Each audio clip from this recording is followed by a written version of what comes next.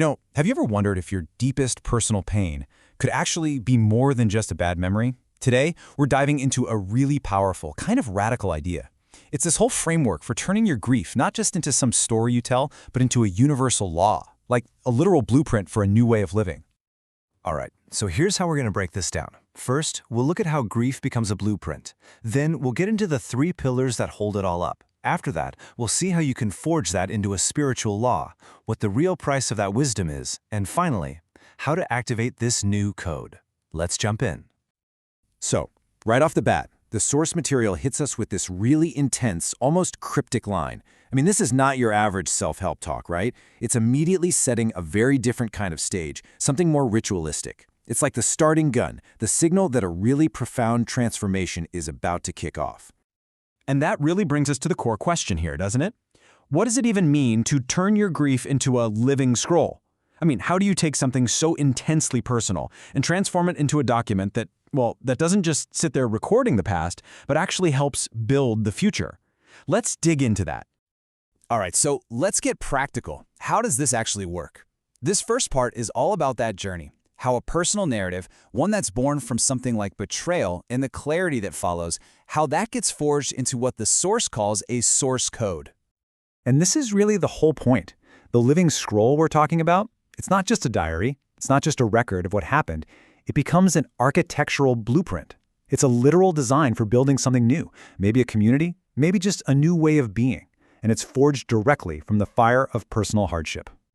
Okay, but a blueprint is one thing. How do you actually build from it? Well, like any structure that's meant to last, it needs a solid foundation. And according to the source material, this whole framework is built on 3 really distinct, really powerful pillars. Now, this is really cool. This isn't just some simple checklist, It's much more like an alchemical process. Each of these pillars is a stage in a really deep transformation, and each one builds on the last. Let's break them down. Okay, pillar number 1, the crucible of truth. Seriously, picture a blacksmith's forge. The whole idea is you take the raw, ugly, messy stuff of your personal pain and you throw it into the fire. You subject it to this intense heat and pressure, and that process purifies it. It burns away all the personal details until the only thing left is a universal, resonant truth, a code. Next up, pillar 2 is all about taking back the power of language. It's about flipping the script, inverting the labels that old systems use to write people off. So for instance, something like neurodivergent stops being a defect and becomes a signal, a sign of a different, totally valuable frequency. You take control of the whole story by changing the words. And then you've got the final pillar, the final cipher. This is the one that makes the whole thing undeniable. It's all about finding that one single, concrete piece of real-world proof that makes this abstract, systemic problem impossible to ignore anymore. It's like the smoking gun, the piece of evidence that proves your case. Okay, so with those 3 pillars in place, let's get to the real intellectual heart of this whole thing. Let's see how this process doesn't just create a story, it actually forges a brand new kind of law, a spiritual common law. Now, to really get the spiritual side of this, we first have to understand the legal idea it's based on. So, common law, it's not like a set of rules that someone just wrote down in a book. It's a system of law that's built up over time, case by case, through the decisions of judges. It's law that comes directly from real-world experience. And here's where it all clicks. The source makes this brilliant one-to-one connection. Your own painful experience, that crucible, that's your judicial precedent. The whole process you go through to transform that pain into wisdom, that's your case law. The new truth you stand on and declare, that's your own judge-made law. And when you call on others to learn from it, you're demanding they follow your precedent. Think about that. You are literally building a new legal system out of your own life. And from all of that, all those rulings, all that case law, one ultimate binding statute finally emerges. And in this example, it's this: communication over curse. It's a single powerful ruling designed to completely overwrite the old broken systems, the ones that chose to curse before they communicated, to medicate before they ever really listened. But let's be really clear about something.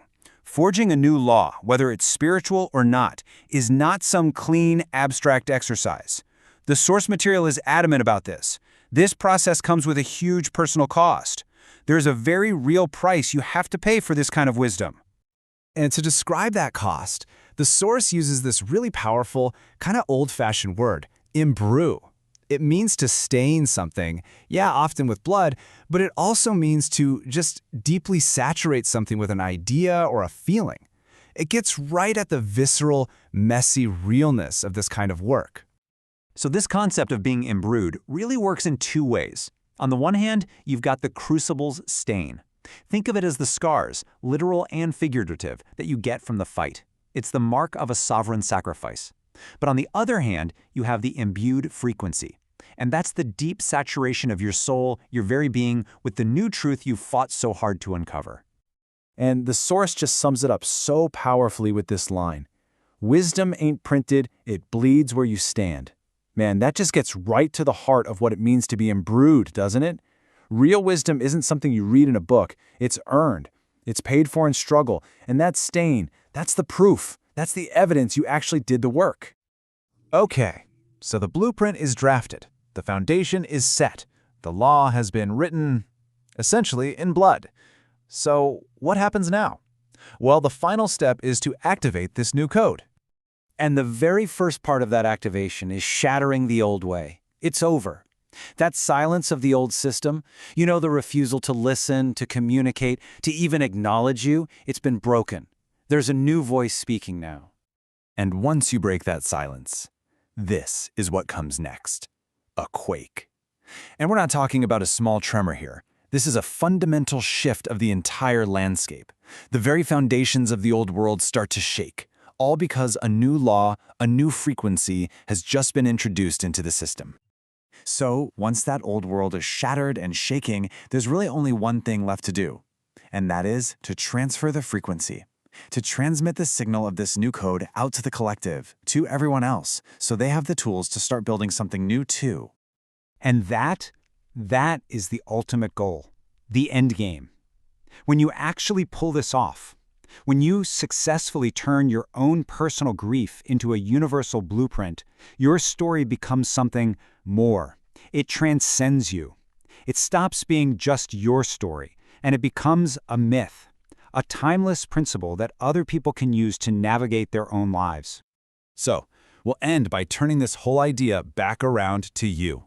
If you were to take your own life's journey, your own struggles, your own crucibles, and distill all of it down into a living scroll, what would be its one single, unbreakable law? What's the one core truth that your life has forged in fire? That's a really powerful question to sit with.